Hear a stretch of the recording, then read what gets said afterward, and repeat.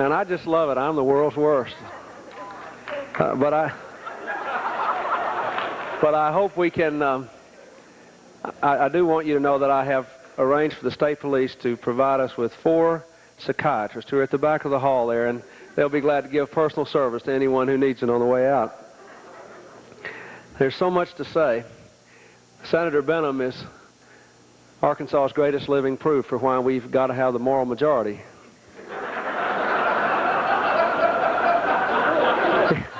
He's the only guy on this program tonight as subtle as Maurice. But I want you to know he's a lovable fraud. He talks redneck and votes communist.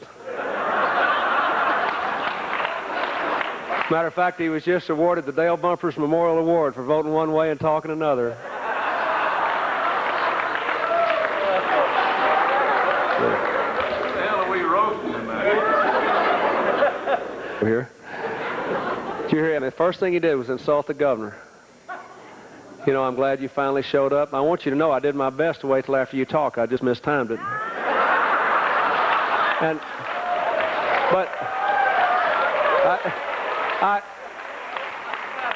But I forgive you for one thing.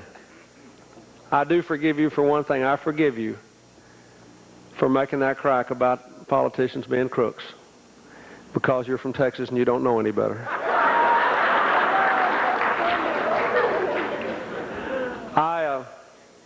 You know, we went up to Springdale the other night and did one of these for Lee Zachary, and I thought we'd hit the bottom of the barrel, but I was wrong.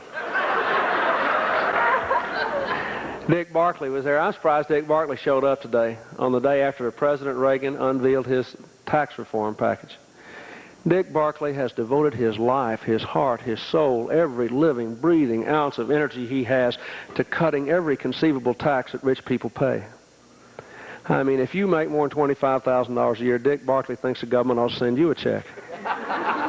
He has done more to cut taxes on well-to-do people than any 10 people in the history of Arkansas. And his president, he thought he was doing what Reagan wanted him to. And I got to study in that tax reform plan, and some people that make decent incomes are going to have their taxes increased. And if that happens, Barkley will go to an insane asylum. And I really feel bad for you, Dick. You know, I really like this guy. I always say, the only way I can get even with him is to go up to Benton County and tell everybody he's my favorite Republican. I keep thinking it'll beat him in the next election.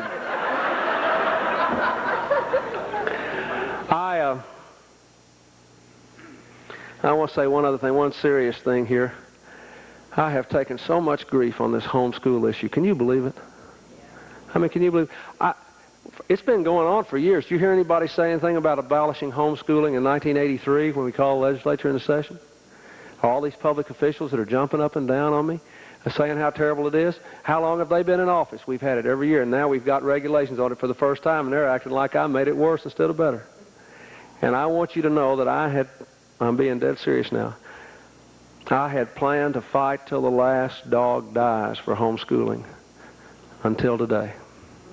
And I came here tonight to tell you that I have changed my position, and I'm going to call the legislature into session and recommend that we repeal the law, because I learned tonight that Maurice was homeschooled.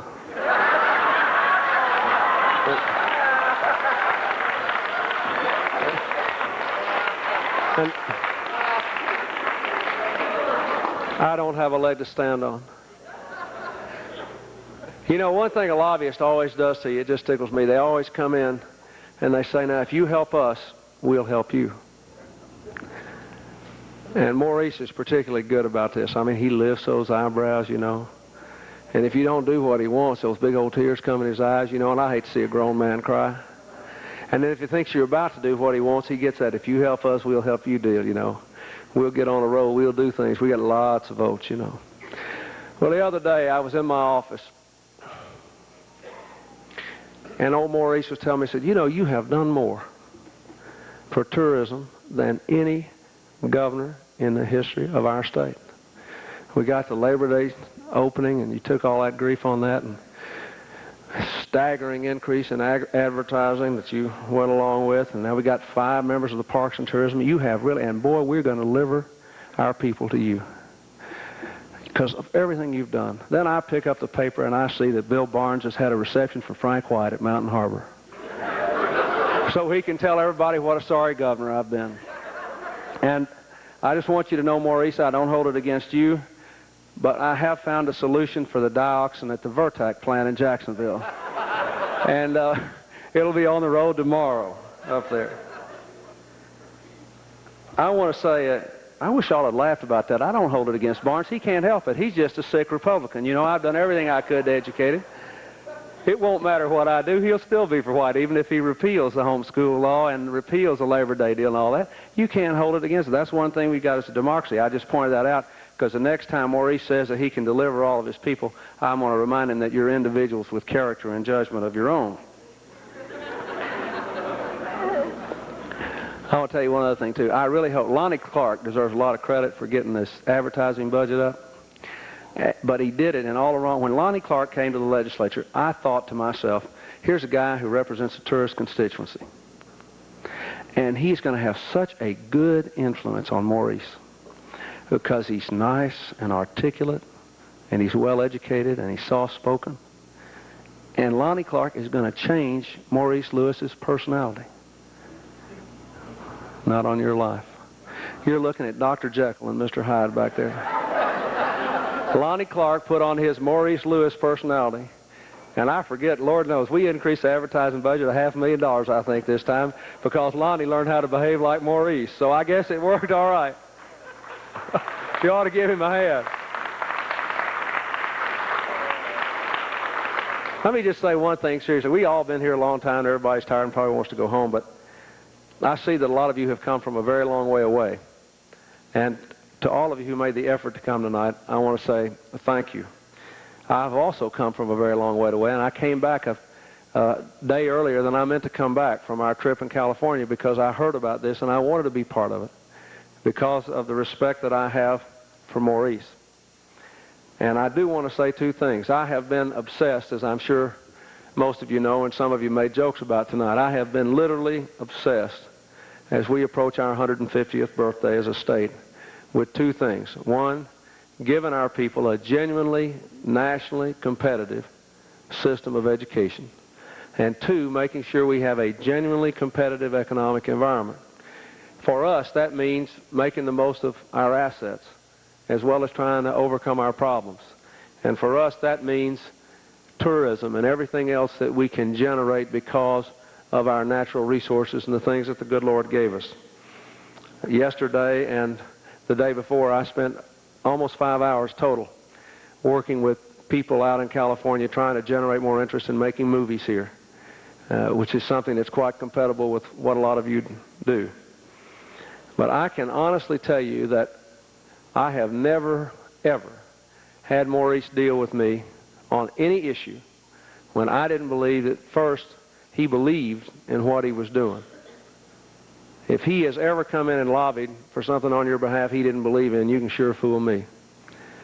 And I think Senator Benham or Governor Bryan or any other legislator here will tell you that the first thing a representative of a group has to have in order to be effective is credibility. You have to know that this person is not going to ask you to do just anything because it sounds good. And Maurice always communicates a sense of conviction about what he does. And I think that's very important. So he has great credibility in the governor's office and with the legislature. Second thing I want to say is that he always puts what you do in a fair context. He always reminds me, for example, that you people in the Hospitality Association are probably the most cohesive and vigorous and successful group of small and medium-sized business people in this state. And that no other small business sector accounts for so many jobs in a state that we all know needs even more. So I can tell you that we all pulled his leg tonight, and we've talked about how pushy he is and overbearing and all that. The truth is, he's real, real good. He's worth whatever you're paying him and then some. And I am really proud that I've had the opportunity to work with him. I promise you it is much easier to do what is right and to be effective as a governor. Much easier if you have someone who really does represent his constituents, does it well and honestly and forthrightly. So he has helped you, but he's also helped everyone else in Arkansas to have a better state to live in because he's done his job right for you and for all the people of our state. And I'm very glad that he's my friend, and I'm honored to be here tonight. Thank you very much.